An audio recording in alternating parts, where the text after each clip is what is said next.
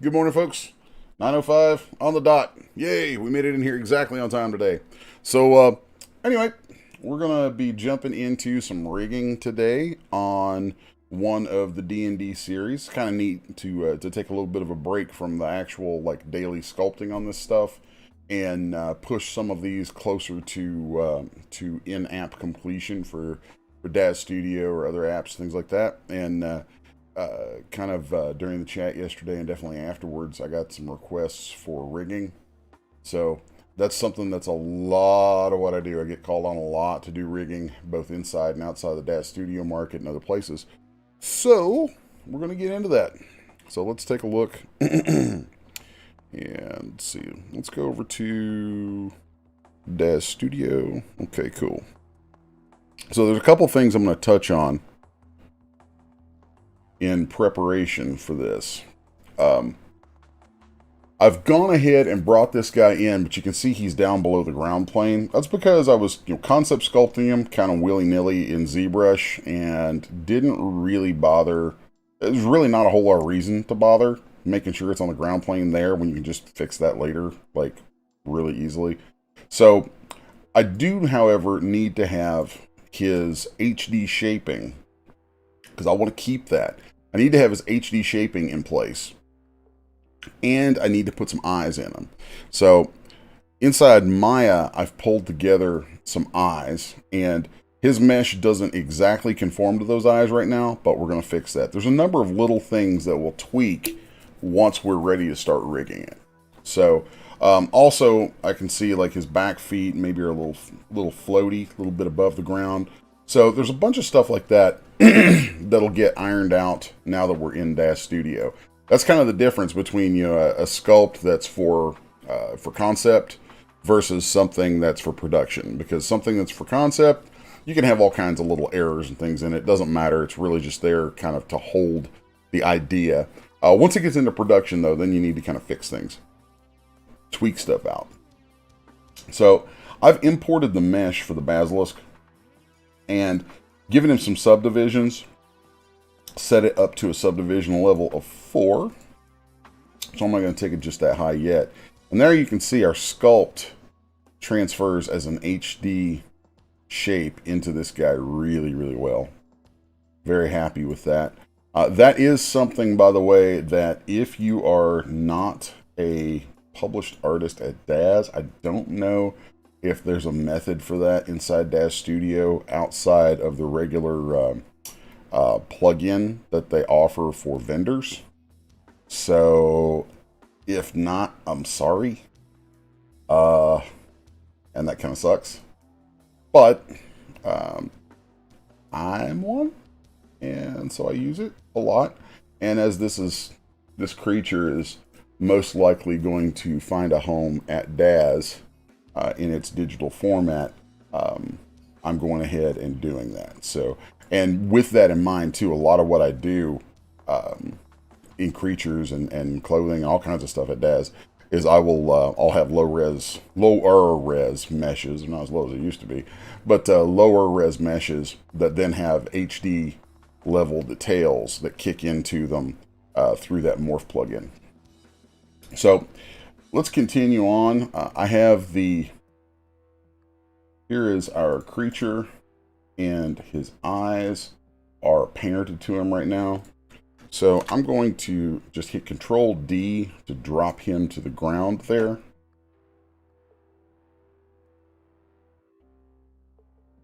And then I'm going to send this over to Zbrush.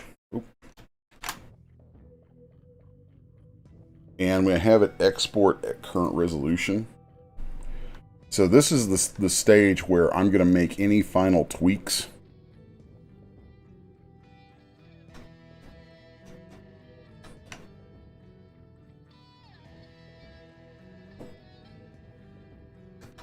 So let's pop over to Zbrush.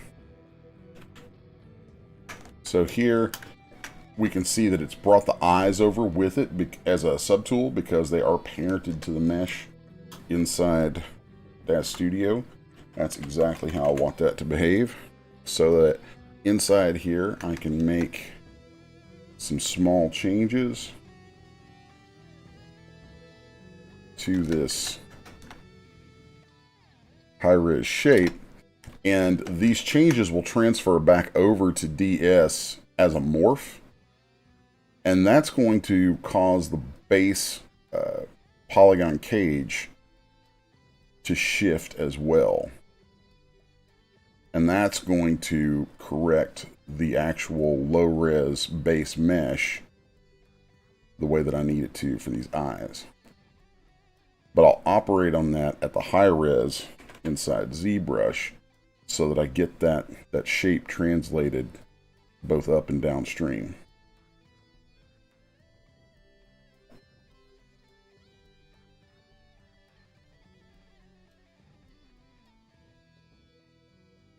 Okay. And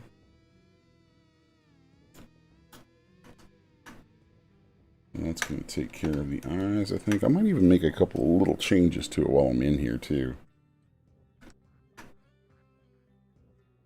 You know what? I need to actually bring this over at a higher... I've got one more sub-D on top of that. I know, it's crazy. Go up one more. Oh, it's going to be enormous. That's what she said. This is going to take it a second to send over, I think. Yeah. There we go. Yes, 11 million polys. Boy, that's definitely compensating for something, I tell you. All right.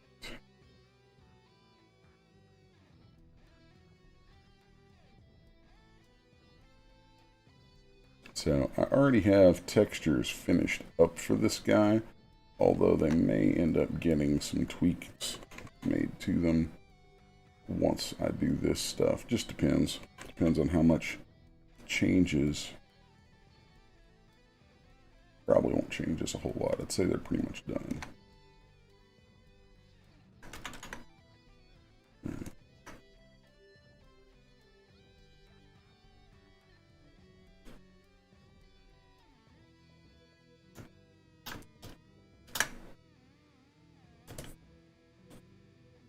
Go in here and kind of clean up this eye pocket a little bit. It's not super integral that be like, you know, squeaky clean or anything, but I'm just a little annoying like that.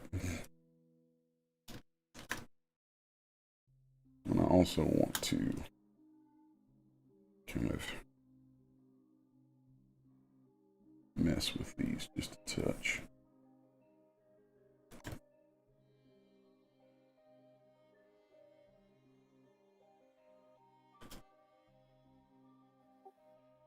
Okay, there we go.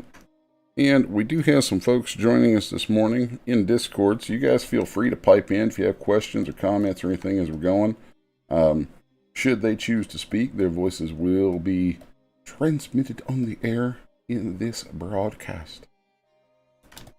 So, we are not alone. Ooh, move topology brush at that high poly count is painful. Let's also pop over and see who's in the chat. We got Heinzie and Roman. And y'all who are in the Discord, make sure you pop in that chat on YouTube, even if you don't say a whole lot on there, because it does help the YouTube algorithm, from what I understand.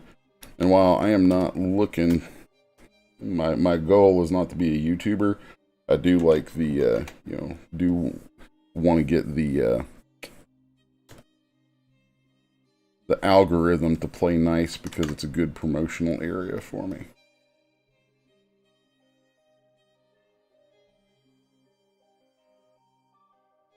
There we go. Yeah, I kind of knew when I was working on this guy the other day too, this stuff right here, that I'd end up tweaking like the eyelids and stuff closer to the end in this way to get kind of some folds and meatiness to them.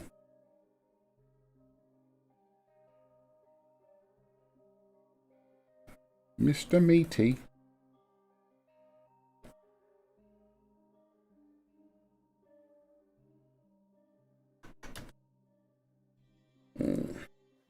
On the upside, I can't hear the terrible noise on my computer when I'm listening on my headset. Mm, well, there's that. Didn't that laptop you're using is not very old, is it?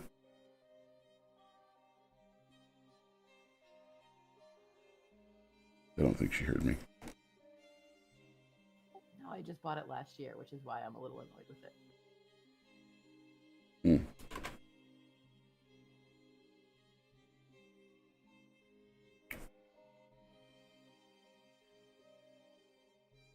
Well, I don't know how expensive it'd be to replace a fan in a laptop.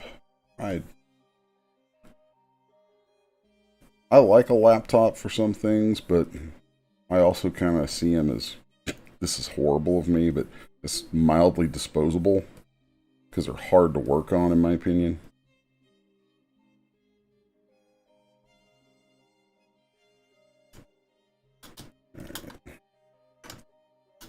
No, I agree. It's been a hard adjustment, but like I can't fit a whole desktop system, in a bus and then a van.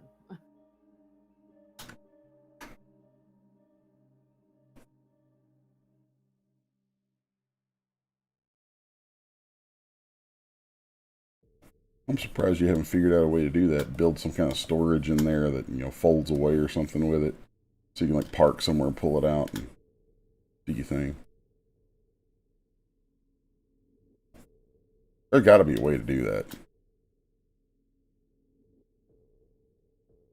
I might be able to figure out something in the van actually, since I'm gonna have a professional builder Hmm. helping me. For those unfamiliar with Gina, who is here with us on the regular, uh, she is what we refer to as a nomad. And she lives. She's customized a bus and lives out of it, and does that whole nomad life, which sometimes I am actually rather jealous of. I'll be honest.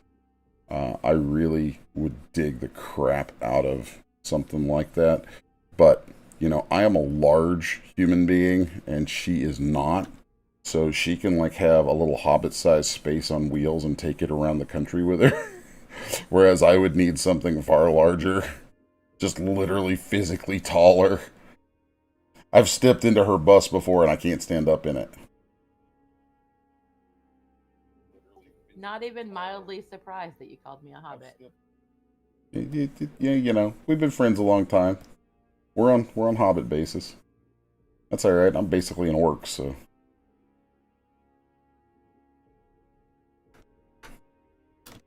there we go. I accept this. I know you do. Let's see here now. Okay, this is huge, so it's going to make DS complain as I work in it. You guys can't see because I'm quickly popping back and forth between DS and Zbrush. So let me just take a second here and go over and show you what I just did. Went over to Manga Studio, selected my mesh, and then went to where I have my morph imported and turned on, and I'm copying the internal name of it here, so that when I go back to ZBrush and I hit Control G to go Z that back over, which it's going to do now, I can then replace that morph and it should update. So if you watch near the eyes right there, that should change.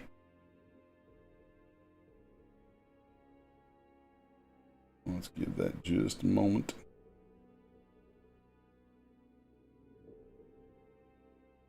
Then I'm also going to have to add 4 subdivision levels to those eyes that I have imported, because I need to be able to keep all of those at the same number of subdivs, because it all needs to join together as one mesh here shortly. Okay. So let's select those eyes. And I have a key command for setting it to a subdivision mesh. Okay. So those are going to go up to 4. And I'll send those back over to ZBrush just to be thorough.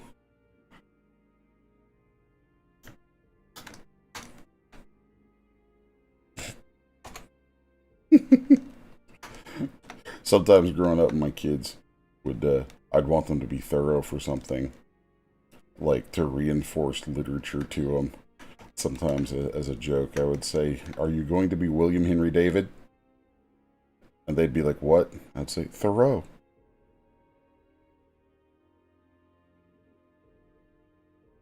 I don't know if anyone here got the joke, but it's okay.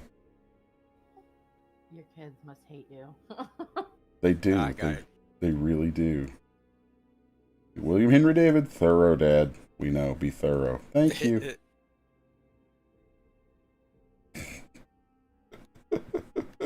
It amused me. It amused me so much. It still amuses me. My son doesn't hate me, so there's that. You are easily amused. I figure I'm batting 1 and 3, so I guess it could be worse. It's good to know. And there's a delay between Discord and YouTube. That's why you think no one's getting your shit. Oh, okay. Okay. Alright, let's see here. I need to add some noise into this, just to tweak this out. Oh, that's a little too much noise. A little too big with the noise. Too biggy big. Yeah, wanna just kind of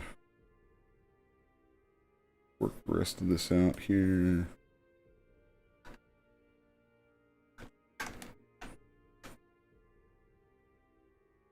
I'm just looking for any of these overly smooth looking spots. No, I think it's good.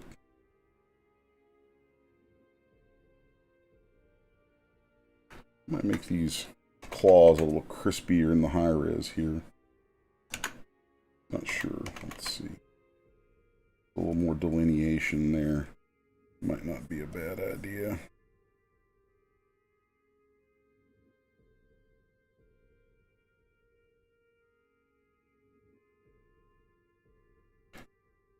I know the person I deal with mostly at Daz, who I work with on missions and all kinds of stuff, is like a big D&D and fantasy and wargaming fan. So this kind of stuff, you know, creatures like this tend to be pretty well received, which is what I want. I like seeing people take my creatures and play around with them.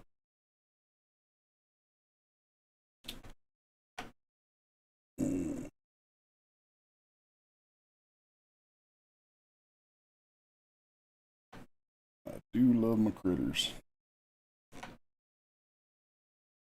And doing this D&D series has been fun so far, just because it's like really taken me back into critters.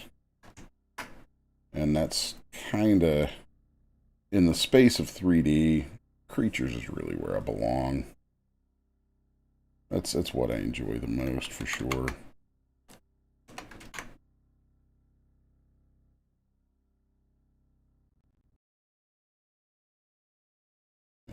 Okay, why is this hanging up? There we go. I have a feeling that my Wacom driver just died. Oh yeah, just died. Lovely. Thanks, Wacom. Thanks a hell of a lot. Well, there's a way to fix that really quick. Services. Sounds about right. Did Zbrush just die? No. Okay.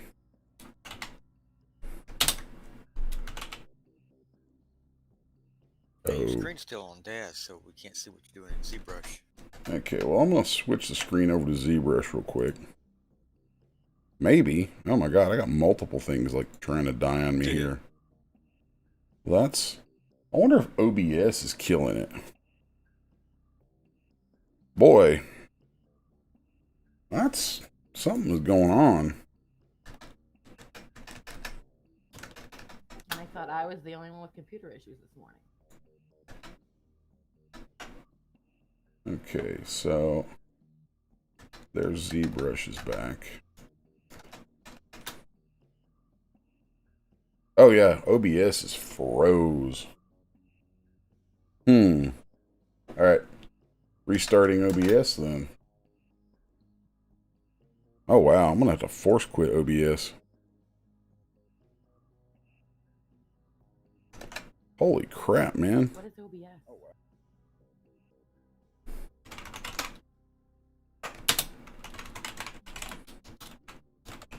OBS is the software I use to stream with. And some days it can be absolute. Okay.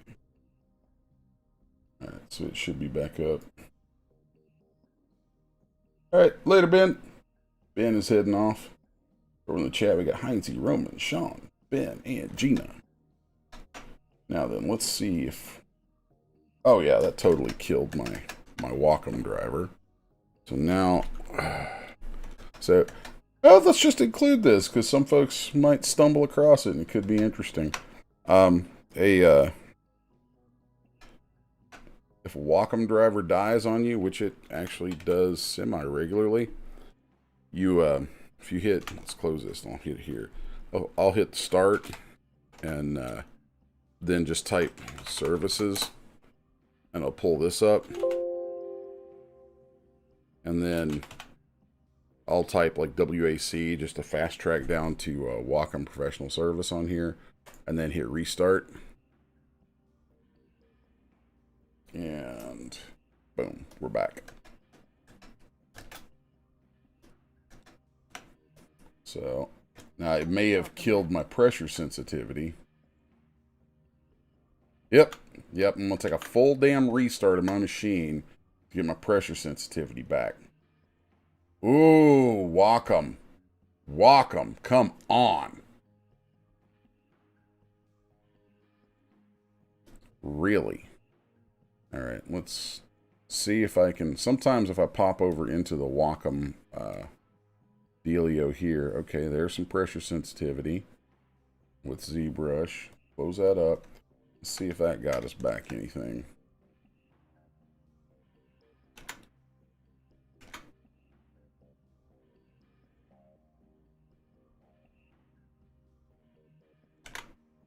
I can't hardly tell. It doesn't look like it. It doesn't look like it's caring at all. I'm going to... Let's go ahead and send this back over, and then I'm going to restart ZBrush. Because I'm betting that that will get my pressure sensitivity back. I really don't want to have to restart the machine, because then that kills my whole stream for this morning, and that is just lame.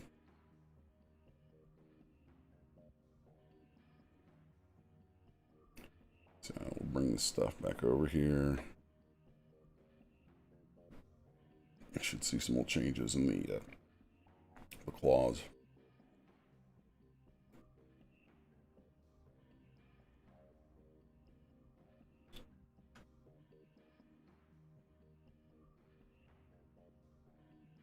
Okay, there's that. Now let's just close down ZBrush. Die ZBrush. Also, I'm going to open up Photoshop real quick and check and see if I have pressure sensitivity in there, because if I don't, then I'm going to have to restart the machine, and that sucks.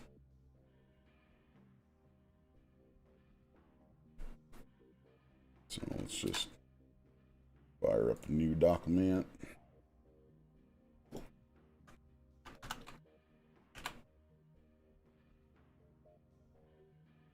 Okay, yeah, we have it. So cool. Well, as I see the size of my strokes change like that, then I know we're good. Okay, so if I send this all back to ZBrush again, it should work. So let's just skippity-doo-dah right on through this minor hiccup here. All right, Zed. Give me back my pressure sensitivity, Zed. Okay.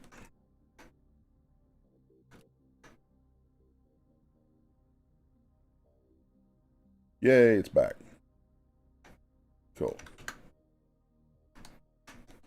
I know I have to be mindful of the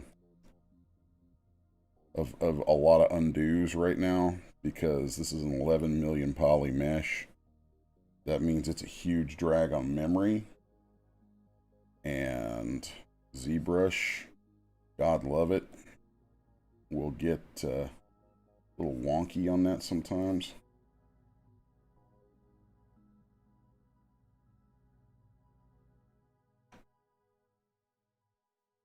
But I definitely want these tighter details in those claws.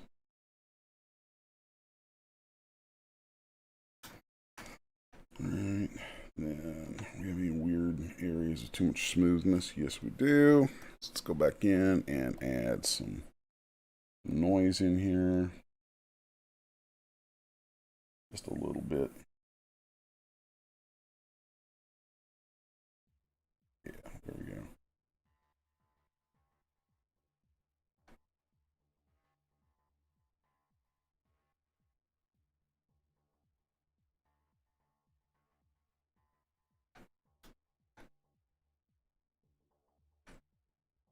I think that might be it.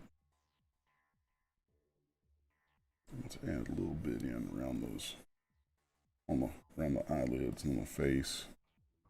Just a little bit of breakup in there.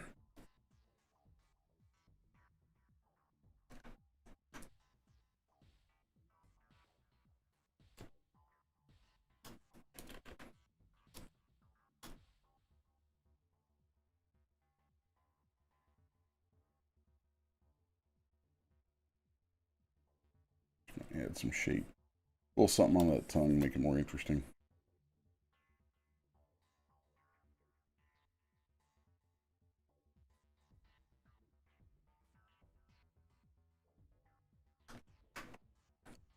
I'm going to do auto group up with UVs on this too.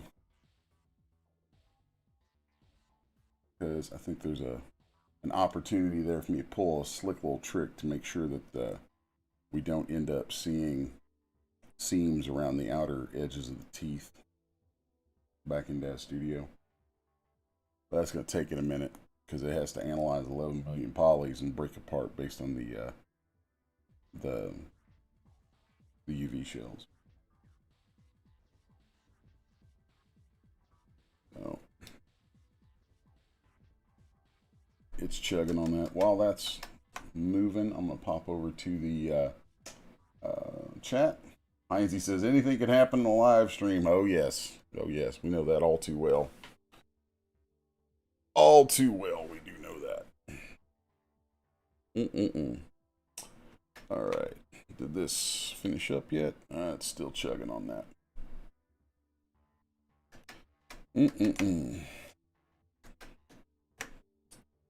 All right. Come on now, ZBrush. You can do it. Oh, yeah.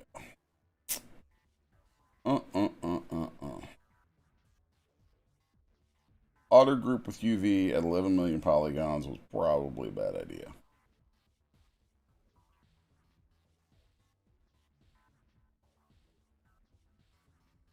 I think that's a safe bet that was a very bad idea. Oh man.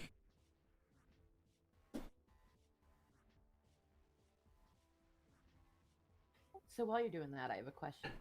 When you Oh, download good. stuff from the Substance Store, how do you know if it's like procedural or whatever?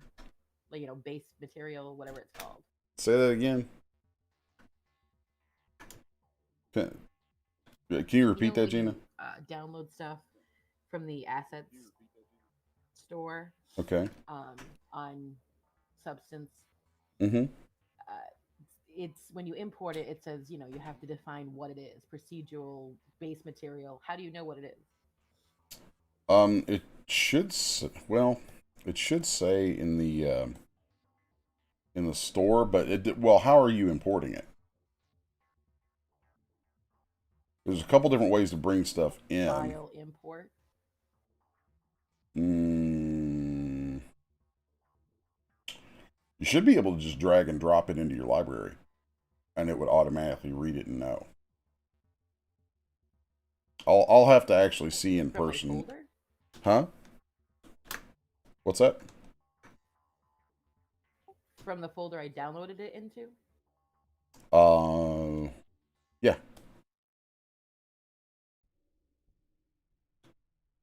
I can try it. I'll get with you after the stream and help you out with that. Cause that um if I can see what you're doing, then I'm sure we'll be able to steer you in the right direction. I do have to say the whole ZBrush ID map exporting the model thing has made Substance 100 times easier than when I first opened it. And Yep. as much as I hate to give you credit, I really appreciate your expertise on this. Oh, you're welcome. That's so sweet of you.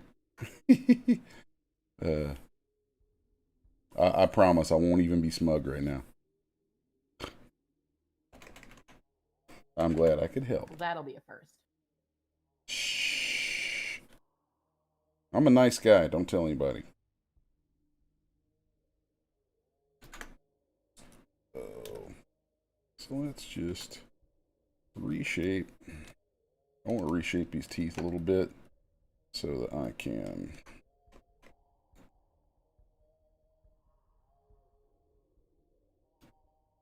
use the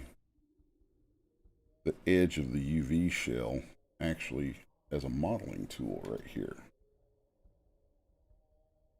That way I can inflate these gums up around them based on where that sits.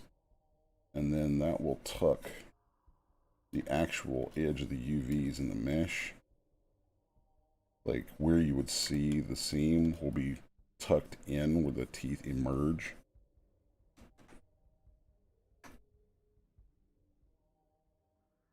And I can also get some better volume on the teeth that way.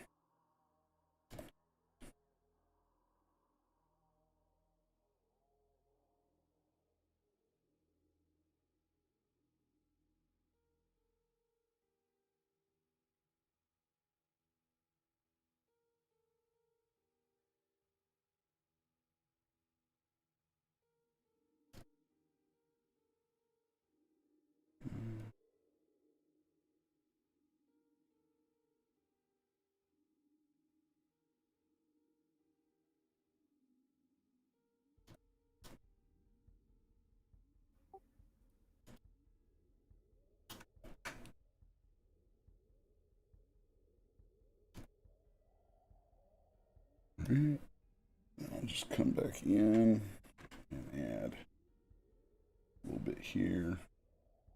Really want to get a much tighter look on some of this anyway. So this is all the last minute tweak kind of stuff that go into the meshes on my creatures.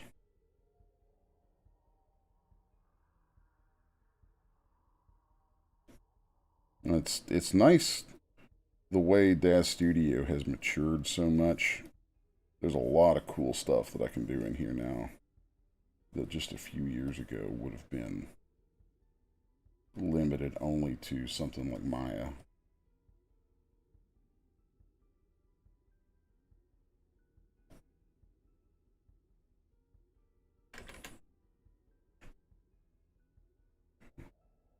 I can kind of delineate this stuff here a little bit more, really get some good shapes.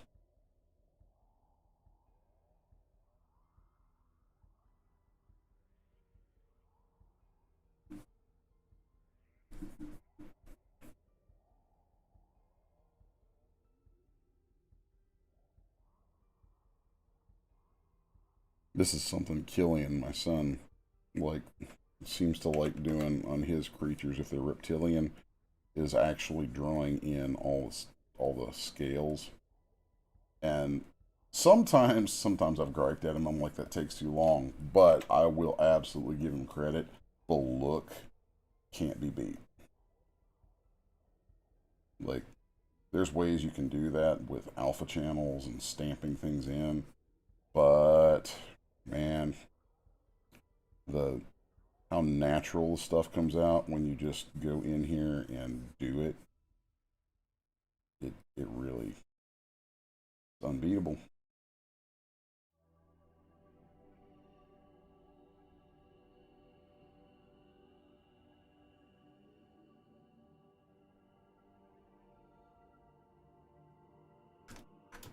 Yeah, see, that looks much better now, I think. Let's go in here and just delineate a bunch of this stuff.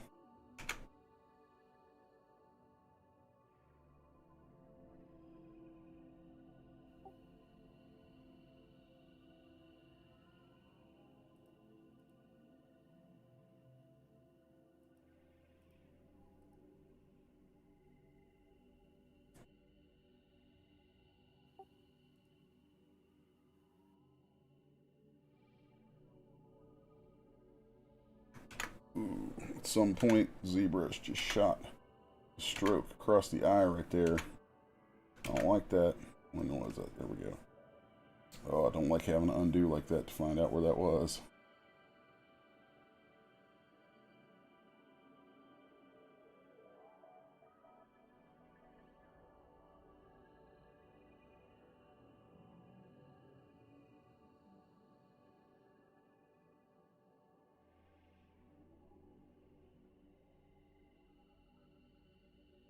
So quick question for folks either in the chat or the Discord. I think I know the answer to this, but I'm gonna ask it anyway, just to see in case I'm wrong. How many folks here, if you're already like if you're a vendor, a PA at Daz, sound off. Who here's a PA? I know Gina is, so I'll speak for you on that one. Gina's a PA. Is anybody else I here? wanted to answer. Oh, all right. Speak up. How long you been a PA there, Gina? Of course I'm a PA. Why else would I be here? How long have you been there, though? Oh my god. 2002? 2002 or 2003. Good lord. Any of you other guys PAs at all at Daz?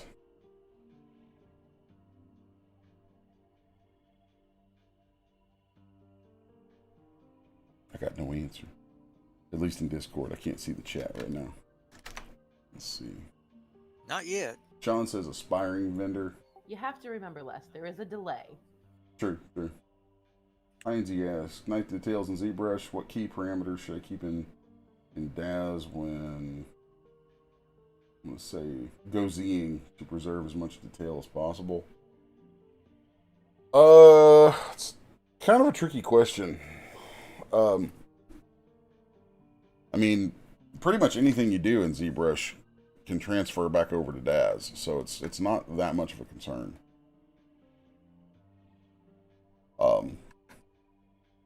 So Sean's aspiring. Gina been there forever. Interesting. So, and any folks who may be watching this after the fact, by all means, leave a comment. Let me know. I'd like to see if people who are watching my videos are like, have aspirations of being PAs at Daz. I will say it's kind of cool in a way because it's a little different than a lot of places where you can just upload stuff and and start selling. I mean, that's cool. I really appreciate that in some places. I like not having a hassle. But it's also kind of cool that Daz is more curated. So, you kind of have to have something to bring to the table. Which does, I don't know, it does kind of ensure that you get some pretty quality stuff showing up there. And it's always nice to be able to be associated with that sort of thing.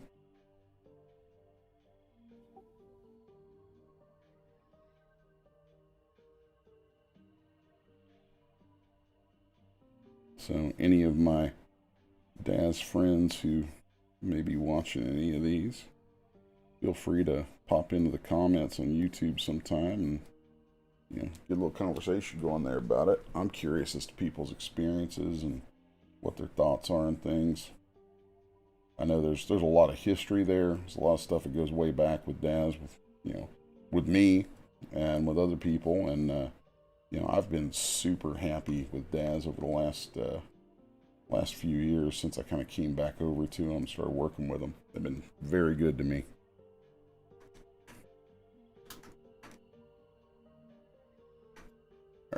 think I am about ready to call this guy done. Oh wait, I needed to go back in here and do some more stuff on these upper teeth. So I haven't really even gotten into this. Is more rigging prep that we're doing right now, like finalizing shapes and all this kind of stuff. So it just kind of goes to show, you know, it's like these things are never finished. They're literally never finished. They're just, it's like George Lucas said about movies. You know, it's never finished, only abandoned. That's very true, because you could just keep adding details and details on top of details to things, and, you know, it's fun. It's fun to do that and to get into that mindset and be able to cut loose like that. But then you always have this point where you're like, okay, you know, this has to get out the door sometime or I'm losing money on it.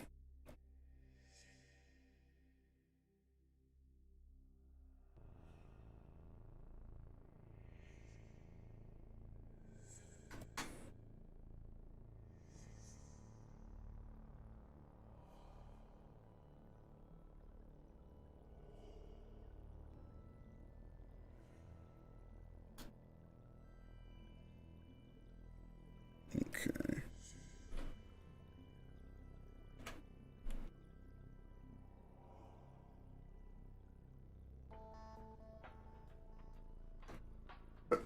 Excuse me.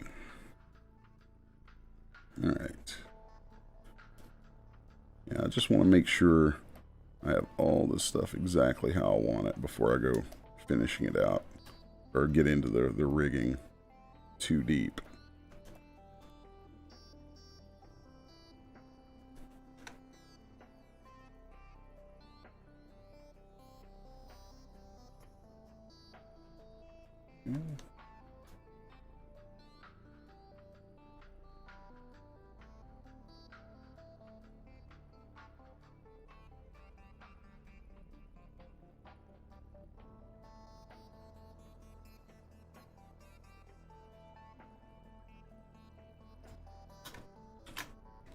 Yeah, I like how that tightens up those gums. Alright, so one last time. We're going to send it over.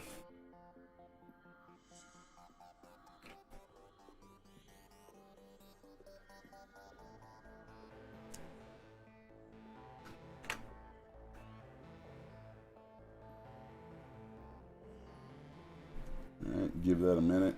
That's got to move a lot of polygons over from Zbrush to Manga Studio. Let's just focus it in on there while I check the chat.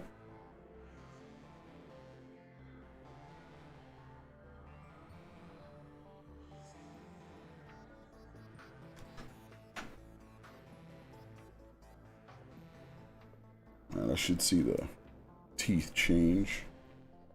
Is it okay? Cool. There they are. Oh man, I really like the way that looks in here. That's awesome. That's awesome. So now we have our creature here and the eyes, and I can look at these together and see in my resolution here. There we go. View subd level. Both are selected. Both are at 4. So I'm going to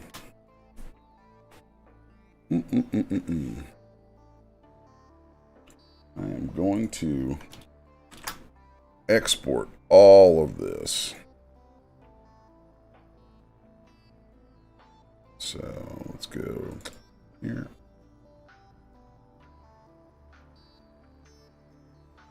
So I'm going to call this Basilisk HD4. Okay. And export a massive OBJ for that. And we'll let that sit and chug for a minute.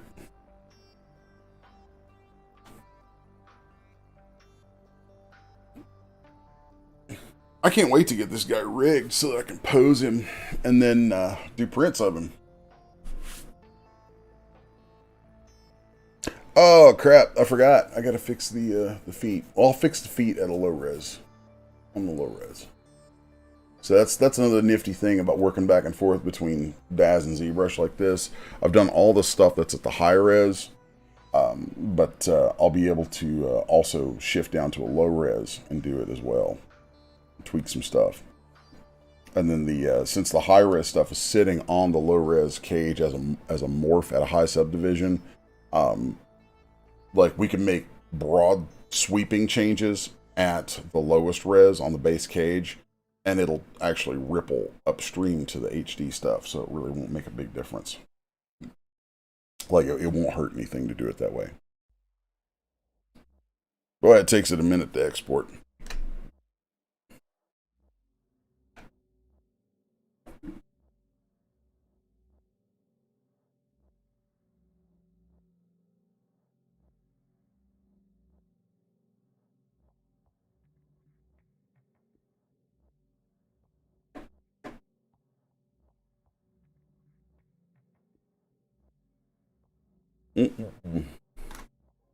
That studio is sitting and chugging on that.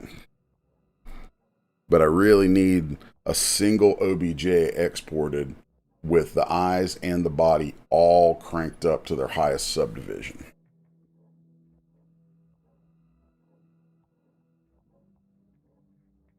Okay. So now I want to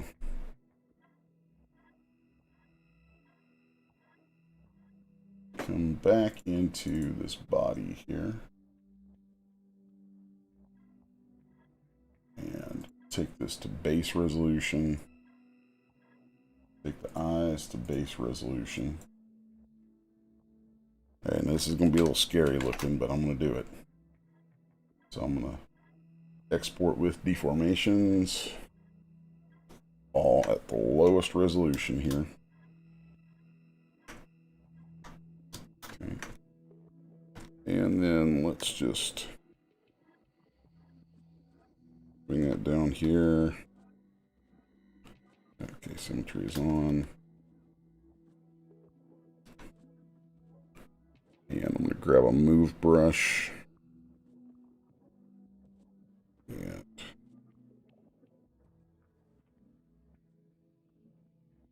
I'm using the white line at the bottom of the ZBrush screen as a guide.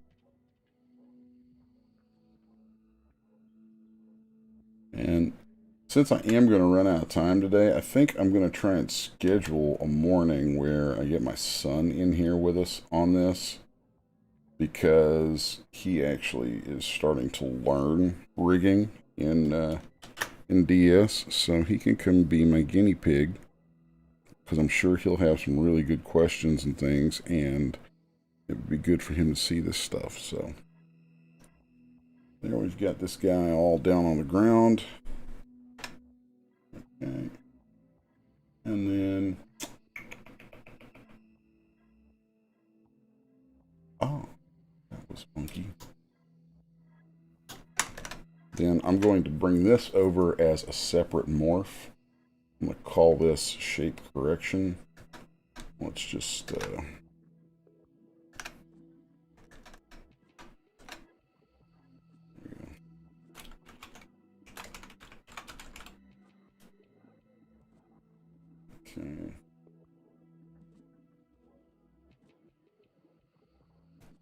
So then I can right here have that. So what's going to happen now is I have this thing called shape correction, and I have my, oh, I need one more thing. I want to close the mouth up on this.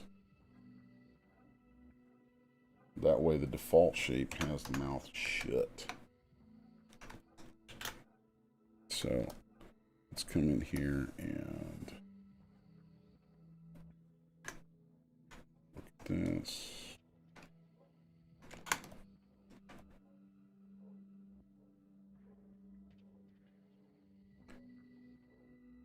And because I have that HD shape, that I'm actually going to end up outputting the HD shape again. I'm going to close the mouth up here and then make some minor tweaks to it at this low res state. And then that will end up quite possibly getting some tweaks made to it in the high res. So there's a back and forth process here. There's a lot of iterating that goes into getting all this stuff exactly right. But like, I want that mouth to close up just like this.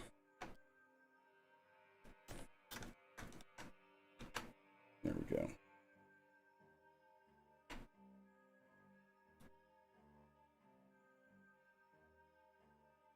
All right. Now I'm going to export this all as Basilisk. Just Basilisk. Okay. And that's going to be all good. Let's grab both of these. Sid, grab both of them. Currently used. I can get to my subdivisions, resolution, change it back to high res. And let's see how well that high res holds up on top of that shape. Then I'm going to end up exporting that again so that it'll be an exact HD shape from this corrected shape.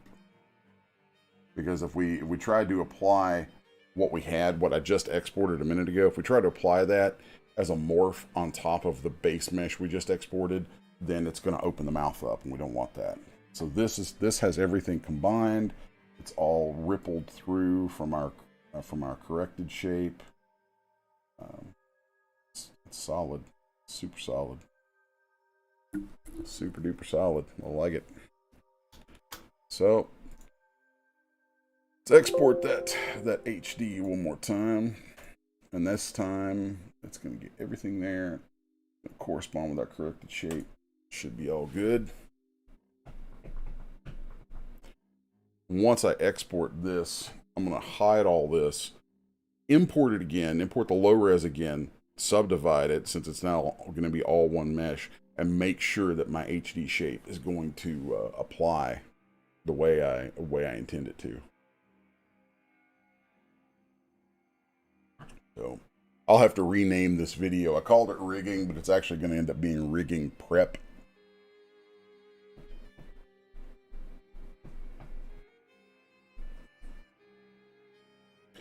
I am very, very tempted to try and come up with a way to sort of resurrect the program that I did for CG Bytes a few years ago, a new version of it that would be something that's kind of a start to finish program. I am voting for that right now. You what? I vote for that too. Oh my God, that got you guys talking. Jeez. Well, I didn't want to interrupt. That Busy. That CG Bytes program that I did a few years ago was hot. It was popular. I was really surprised. Well, I shouldn't say. I'm not. I was surprised how many people joined in on it on a regular basis, and I was surprised at the. I went into it very theoretically. I was like, well, if I do this and I teach this, then some people should get this out of it. But I was really pleased with the results. So, but I will say, like my head, I have a hesitancy about a lot of stuff because my own marketing is garbage, just hot garbage. I have the worst marketing ever, mostly because I'm so into doing the work that I just don't fixate on the marketing and like all the legwork and all that kind of stuff of just posting and sharing and commenting and back and forth and all that kind of stuff. I'm like, dude, you could do that all day long, every day, and it's all you'd ever do. That is exactly why we give Daz half of our money. That's precisely why Daz Yeah. gets the cut that they get off the stuff that we do. Because and frankly, I'm very comfortable giving that to them in exchange for that. You know, I do not feel 1 ounce. Which says a lot because you're the cheapest motherfucker I've ever met. Hey now, Eh. don't swear on my streams. It's child friendly. Child friendly stream, So Gina. sorry. Is it though? I Is need it I need a key monster? command for a slapping sound effect so that every time Gina cusses on here, I can be like, whack, whack. So, whack, whack, whack. Bad Gina. This is Oh. what we're like all the time, by the way, for anyone wondering. We're like this constantly. Yeah. So let's test this out now. Let's bring in my base. Well, that's incorrect. That's real incorrect. Oh, it's in my div folder. Oops. Now he should come in the right place. Yay. He's a nice lightweight mesh. Yay. And then we can subdivide him. Subdiv. 2, 3, and a 4. So up to 4 subdivisions. And then, yes, I have key commands for everything. Gonna pop in here now. Gonna go find my HD. And I labeled it HD level 4. So it has subdivision. And it is build resolution of 4. Subdivision mapping, ZBrush cage. And accept. Go DS, go DS, go. Go DS, go DS, go. Work for me. Don't make me look bad. Make me look good. Come on, DS. Chug. Crunch them polygons. Yeah, I think that some version of the vendor development program that I did for CG Bytes should come about again. I know there's been talk actually at CG Bytes. There was some talk a while back about maybe resurrecting it in some form or another, but you know there was some stuff behind the scenes. Actually, just a really tragic thing happened. I won't get into details of that because you know it's private. It's private matter for folks behind the scenes at the company. But there was a tragedy that happened to someone at CG Bytes that caused everything to change and get really tough. It was you know there was a death, and wow, man, it was rough. Yeah. So But yeah, that's the thing. Those tutorials are something that need to be done and need to be updated periodically because software changes. yeah, this is true. And people are hungry for it. They want to learn. They want somebody to show them how do you do all this cool stuff. Well, I feel like you know even though, in my I mean, opinion, let's stop and think about how many questions in a day that I ask you. I know. Well, and I also feel like there might be a new interest in this because coming on the other side of COVID, Yeah. you know, a lot of people, COVID changed the way people work, for good or ill. I have my thoughts on that I won't get into. Yeah, because that's a whole nother conversation. that's a whole other conversation for a whole other channel. So I'm going to keep it focused on this stuff. But you know, COVID did change a lot of things, and I think a lot of people now are really reassessing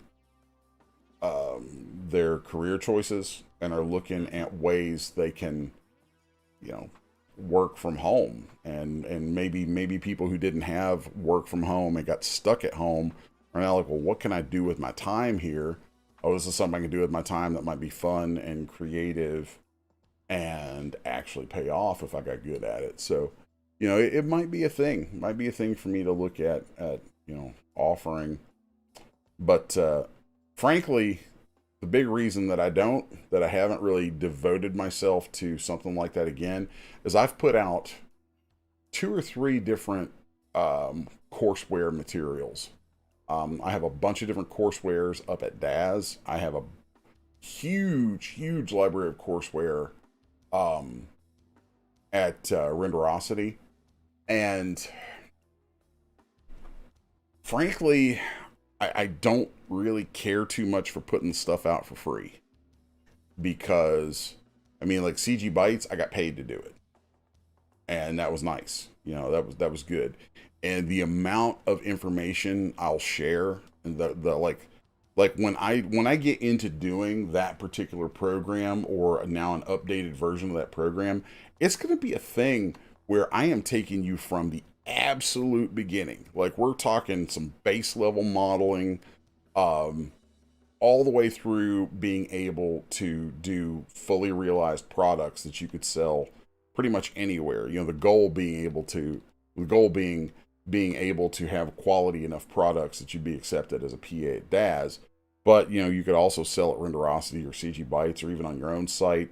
Or there's more alternatives now too that people don't talk about. Um, like I have an option on my site where you can buy my stuff through ArtStation. I also have a new store that I'm starting up. Um, so I've got some different things there. There's ArtStation, there's Gumroad. There's so many different options now for Yeah. ways that you can sell this stuff. And when I do that courseware, when I teach the online courses, it goes from absolute beginner all the way through to being able to turn out like finished outfits, all kinds of different kits like that. And there's even different product types. Like, there's pose products, there's prop kits, there's scene kits, there's clothing. Um, and there's even a strategy that I'll teach if you're an absolute butt ass beginner, right? There's a strategy that I will teach you that will start you at a certain type of product, that will get you into the software and into the environment, and you'll learn the environment while you're making stuff that you can sell. And then from there, you'll grow into another type of content that will enhance and deepen your knowledge of the software. It'll expand your artistic skills. It'll do all this kind of stuff. Again, all while making stuff that you can sell. And then from there, it steps into Well, another kind of I think you content. just outlined, in a sense, what you need to do. Well, it's there's like 5 different phases to my process for that, and it's something I sat down and I mapped out. I was like, okay, if I were going to take someone who's never done this before and take them all the way to absolutely being able to make a living, like, and I'm talking a good living at this stuff. You know, what are the jumping on points? What are the jumping off points? Some people decide, okay, cool, this is enough. I like this kind of content. This is all I want to do. Some people want to go through and be full on cross the board generalists like I am. Um, so there's just so many different ways that it applies to people, and so many different opportunities to be had in it. And that's before we even get into the different places you can leapfrog out to from just doing the stuff for Dash Studio. Because so many of the skills that I'll teach in the course of someone getting to a point where they can sell their own content for Dash Studio users, those skills apply to Maya, Max, Modo, Cinema 4D, across the board. Like, the concepts are ubiquitous, and when you learn them in this way, you should be able to generally apply them in other software, which also means you can apply them in other markets. So the content that you build, that, say, now if you sell through DAS, you're exclusive with them. The content itself is exclusive to them, so you can't resell the digital assets from there. But you know, if you're selling on your own, then you can sell those anywhere you want, in any format you want. So something that you build in DAS Studio, you know, if you build it and you decide, if you get good at building stuff in there and you decide, oh, I want to take this into game engines, you can very easily. There's no reason those markets can't be open to you, which also means there's no reason work for studios can't be open to you. So there's an entire through line that comes out of what I teach that is everything. I shouldn't say it's no, it's everything you actually need. It's all the nuts and bolts you need to make an actual career out of the stuff. Like, Okay, here's a suggestion on that. okay, I take like phase one, and let's say that's the basics to get started, and that's enough to get somebody started and go out and make something and start selling some stuff. Start actually making some money. mm-hmm, Do that. Do phase one. Put that out there for free. That's the introduction. That's the teaser. That's the lead loss. So you put that out there for free. People can jump on that. They can learn enough to start making some money. Then everything else you charge for, because now they can go do phase one. They learn enough. They start making some money. They take that money. They come back. They buy the next phase. They make more money. Then they buy the next one, and so on. That way you build them up, but they're building their income at the same time. that's not a bad idea. That's I'm actually, watching like CG Cookie and some of them. That's exactly what they're doing. yeah, that's actually not a I would bad be all idea over at that. all. Not a bad idea at Because all. I'll be honest with you, that's exactly what I'm doing. You've seen the project I'm working on. You know, you've been helping me with it that I Mm-hmm. want to sell. Well, the whole point of that is for me to generate some income to go out and pay for a 1 year subscription to CG Cookie, so that I have access to the thousands and thousands of hours of tutorials and things that they have on there that will take me to the next level. Gotcha. Gotcha. Well, it is something. It is something for me to think about. Um, I am, yeah. I'm definitely interested in working that out and figuring that out because I do know that there is a call for it for sure. Oh yeah. So now my other big, I'm really good at coming up with reasons not to do something. So it's kind of um, I don't know what that is a reflection of in my personality, but it's the um, yeah, it's just a thing where I'll look at things and go, okay, what's the barrier to entry here? What's the what are we doing here that's gonna what's gonna cause this to fail? And a big thing for me on lots of stuff is that my marketing is absolute garbage. Like I just don't have reach. Um, like right now, I'm busting my chops to try and build up my mailing list on this. But I barely have time in the day to do a newsletter. I've done one newsletter in like the last 6 weeks. I need to be able to get more newsletters out the door. I need to be able to reach more people. My mailing list right now is really slim. So anyone watching this, if you've stuck with it this long, go sign up for the mailing list. All right, let's grow those numbers. Um, that sort of thing, that reach. It's very frustrating because just a few years ago, I could post something on Facebook and I would have 1,000, 2,000 views. A lot of people would see it, and then Facebook changed all their stuff so that they basically killed the ability to do any kind of commercial posting without paying them out the nose for it. And all of a sudden, my reach was just throttled.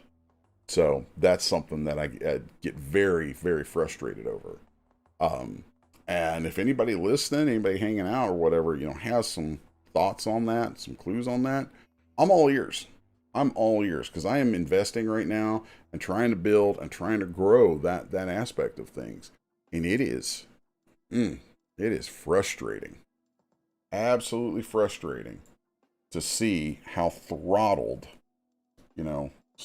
stuff can be like that. And look at that, ZBrush just killed my Wacom driver again.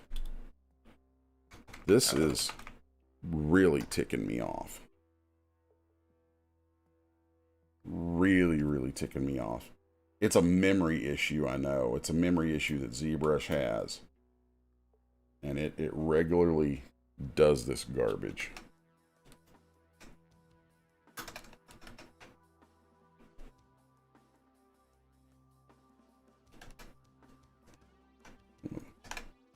Let's see. So,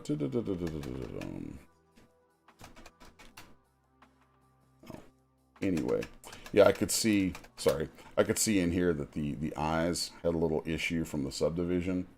So I'm re-outputting my subdivision morph here.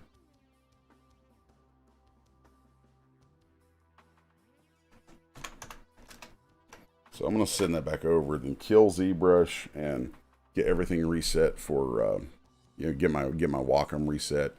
That mesh, I think just an 11.5 million polygon mesh is just so high that ZBrush's memory management chokes on it, and then takes out my my Wacom driver with it, which is really annoying. I'm also wondering if that's not if OBS isn't playing a factor in that, because you know, it does, like, it's interacting with the screen, and of course it's a big Wacom Cintiq, so there's like all kinds of interaction with that. It's probably just stressing out the display drivers on the whole thing really hard.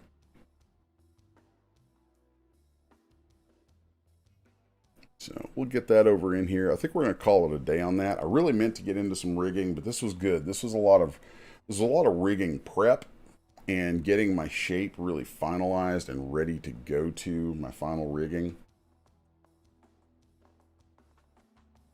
And I feel really good about that.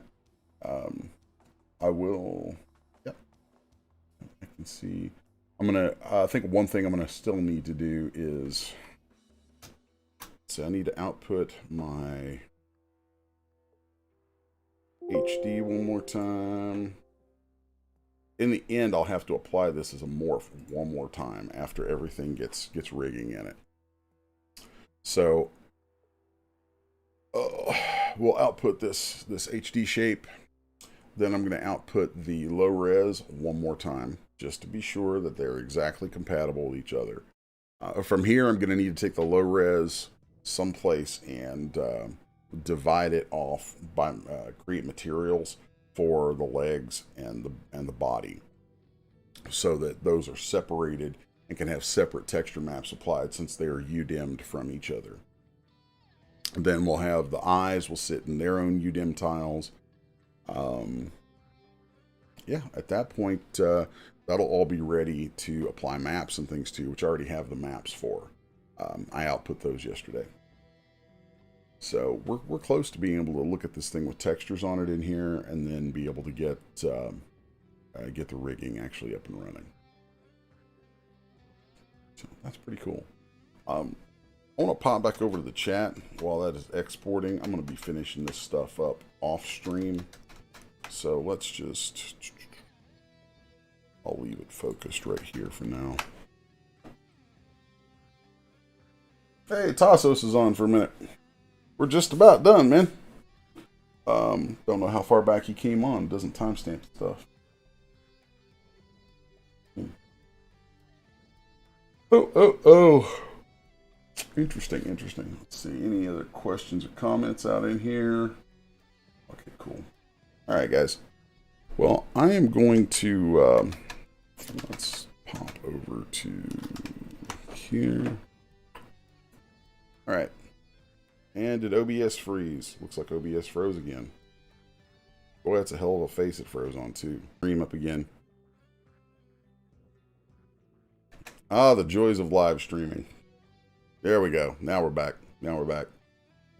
So yeah, OBS really froze on a hard face right there. I think what's happening, if I had to guess, I would say that there's something with the display drivers and the memory is conflicting between ZBrush and OBS when it's hitting that much memory. Like, it's probably not being able to hold the display in RAM enough, because ZBrush doesn't hit your video card. That's kind of the thing. Like, DAZ Studio hits just video card and leaves your regular RAM and CPU alone. ZBrush is all RAM, just pure RAM. It's kind of cool that way. It's also kind of evil that way. So if you have a display driver thing going on, you have something like a Wacom, a Cintiq is a big drag on display drivers, and you put that all together, it's going to have some issues sometimes when you're pushing, 11 million polygons. You're pushing a lot of memory. So anyway, that's my kind of grunt level guesswork diagnosis of what's up with that, which means I need to kind of be conscious of my poly counts if I'm doing a live stream, is what it is. Anyway, I think that's going to close it up for today. Thanks, guys, for hanging out. I will actually get into the rigging tomorrow. Today was more rigging prep, but it was all necessary and stuff to show you guys, since I think folks are wanting to see kind of a deeper look into the how-to of this stuff. So anyway, that's going to close us up for the day. Thanks for hanging out. We'll see you back here tomorrow morning. Till then, I am out. Thanks, y'all.